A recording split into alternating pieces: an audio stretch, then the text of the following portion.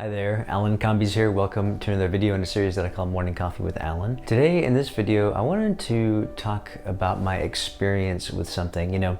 I've long combined tapping with meditation. In fact, last year I ran a program. We really combined sort of the power of really observing our thoughts, mindfulness, creating a sense of awareness of our surroundings, and really understanding the nature of thought, and combining that with the power of letting go of anything that might be getting in the way of you taking action towards the things that you want in life. I recently came across a book, I'm actually reading it now, called Whole Brain Living. Now this book was written by Dr. Jill Bolt Taylor, and she has a TED Talk. In fact, I think it's one of the first TED Talks that actually went viral.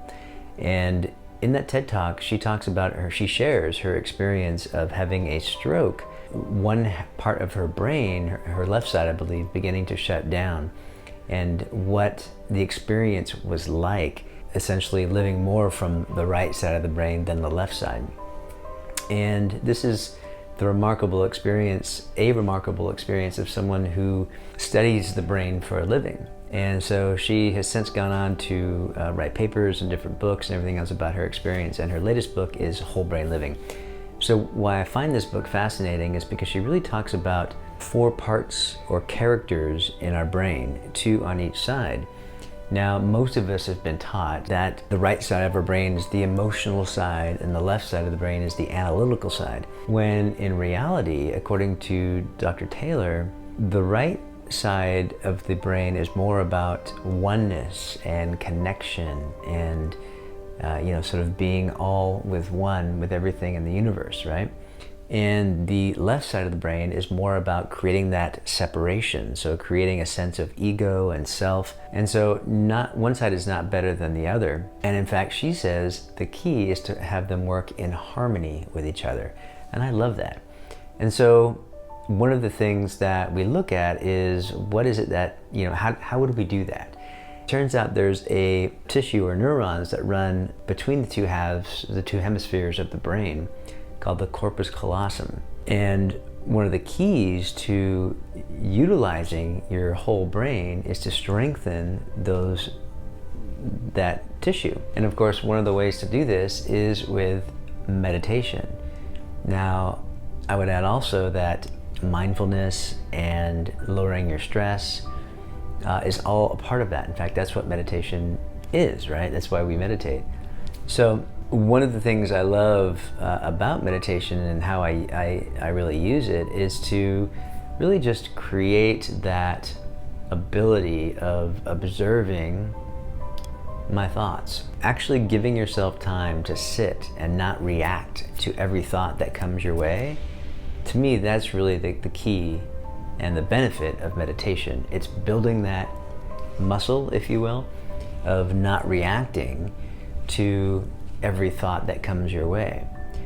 What we begin to realize is that in our waking life, we don't need to react. And in fact, we see the thoughts come up and don't blindly react from them quite as quickly. And for me, that's really the art of tapping. EFT is really about beginning to build that awareness, because let's face it, if you're going to tap in the heat of the moment, let's say you have something stressing you out. If you're not aware that it's the thought that is stressing you out, well, are you going to tap? No, probably not. You're probably going to react. And so, it's like, what comes first, the chicken or the egg? Really, the more you begin to understand how tapping works and how to apply it, the more distance you will begin to create from the thoughts and your reaction. And to me, that's really the benefit of all of this. I've tried different meditation teachings, and I've done different types of styles of meditation. Sometimes the practice would be once a day, sometimes it would be twice a day, sometimes it would just be sitting, sometimes it would be doing a mantra. And recently I came across another book by Emily Fletcher called Stress Less, Achieve More. And what I like about her book in her style is that she's very straightforward. It's a no-nonsense approach. She does a great job at explaining the science and the literature behind meditation. And then she has a very straightforward approach to meditation that includes what she calls the 3 M's: mindfulness, meditation, and manifesting. Of course, this really aligned with what I teach and what I do and what I taught last year to my clients.